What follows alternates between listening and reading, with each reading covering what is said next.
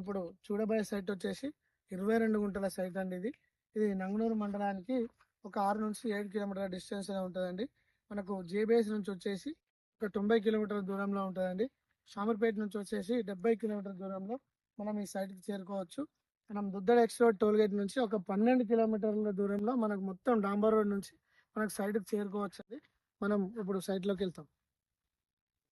Site అండి ఇంత పేరు పెట్టుంది.